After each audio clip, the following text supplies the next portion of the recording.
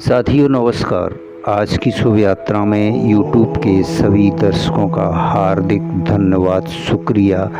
पांतजल योग सूत्र योग दर्शन विभूति पाद सूत्र 22 में कहा गया है, उपक्रम सहित और उपक्रम रहित कर्मों में संयम करने से अथवा अरिष्टों बुरे चिन्हों से भी मृत्यु का ज्ञान हो जाता है। साथियों, जिसका जन्म हुआ है उसकी मृत्यु अवश्य होगी।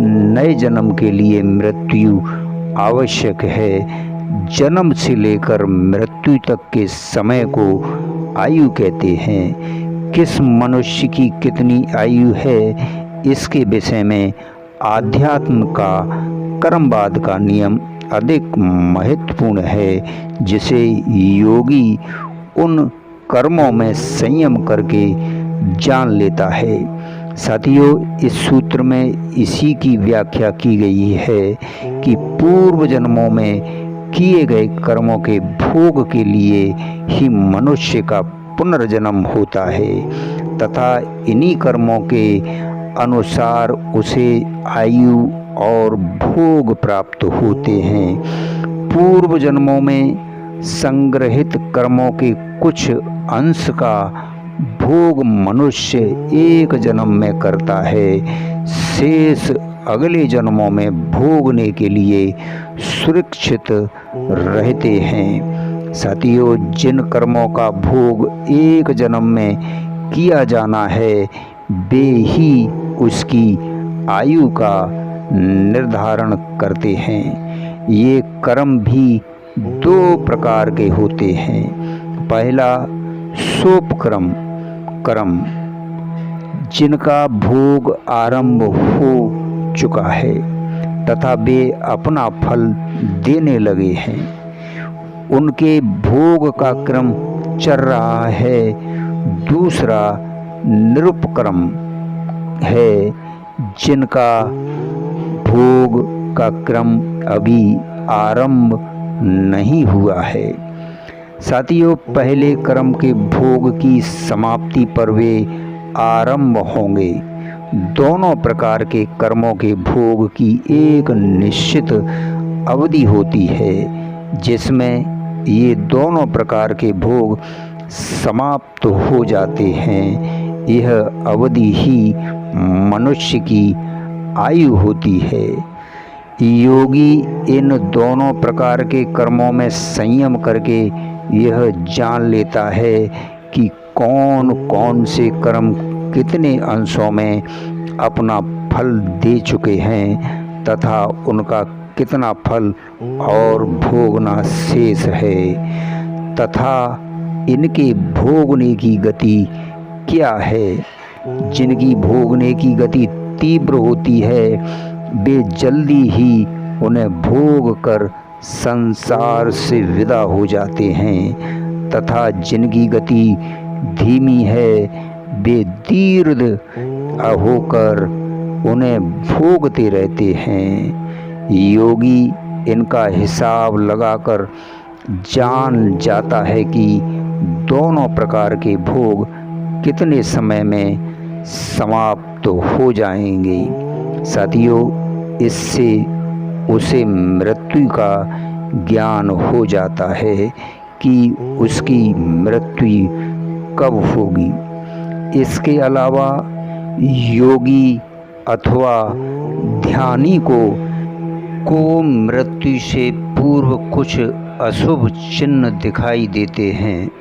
ऊर्ध्व श्वास का चलना, यमदूतों का दिखाई देना अथवा अन्य अस्वाभाविक घटनाएं घटित होने पर उसे मृत्यु का ज्ञान हो जाता है। साथियों, ज्योतिषी भी काल गणना के अनुसार मृत्यु का समय एवं आयु निर्धारित करते हैं। उनके सिद्धांतों के अनुसार जन्म के समय जो लग्न होता है तथा ग्रहों की जो स्थिति होती है उनके अनुसार वे संपूर्ण जीवन की घटनाओं, आयु तथा मृत्यु का समय निर्धारित करते हैं। सूक्ष्म रूप से वे ग्रहों की दशा, अंतर्दशा तथा प्रत्यंतर दशा निकालकर इन के सूक्ष्म मान प्राप्त करते हैं।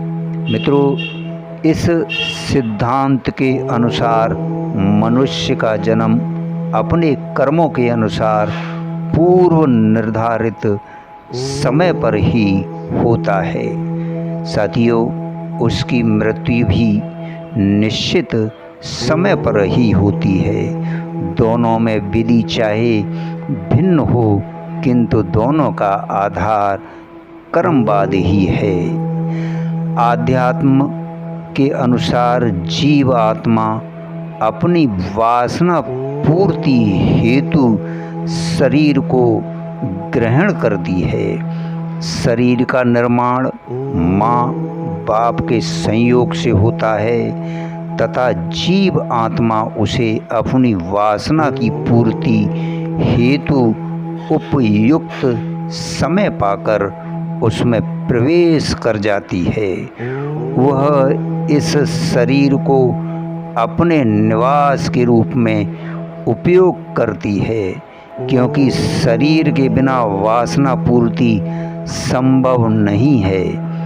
जब शरीर इस वासना पूर्ति के अयोग्य हो जाता है, तब वह उसे छोड़कर दूसरा शरीर धारण कर लेता है।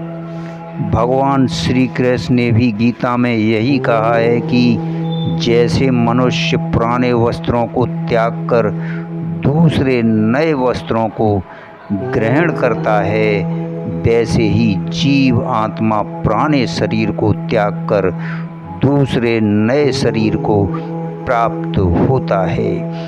गीता अध्याय 2 श्लोक 22 में इस सिद्धांत के अनुसार शरीर का निर्माण भिन्न प्रकार से होता है।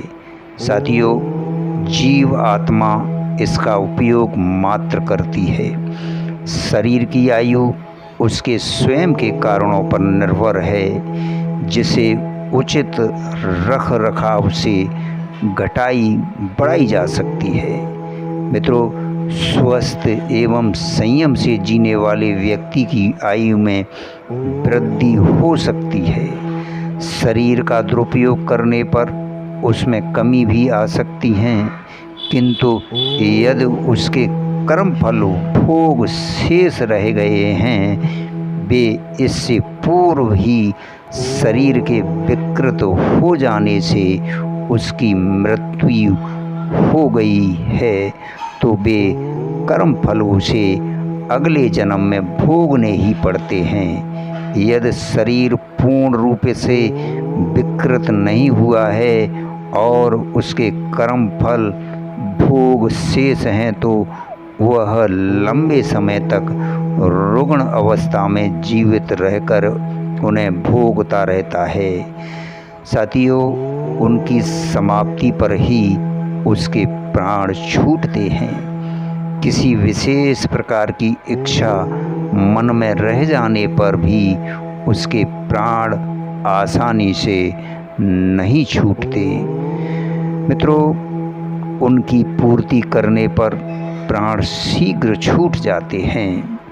इन सबको योगी संयम द्वारा ज्ञात करके मृत्यु का ज्ञान कर सकता है। साथियों, विज्ञान जगत में सजीव की मृत्यु का कारण DNA की क्रियाशीलता है, जिसकी निश्चित अवधि होती है, किंतु आध्यात्म के अनुसार मनुष्य की इच्छा शक्ति व उसकी वासना का आयु से अधिक संबंध है। विज्ञान की शोध अभी ऊपरी ही है। धन्यवाद, शुक्रिया। अगले सूत्र में आपसे फिर मिलते हैं।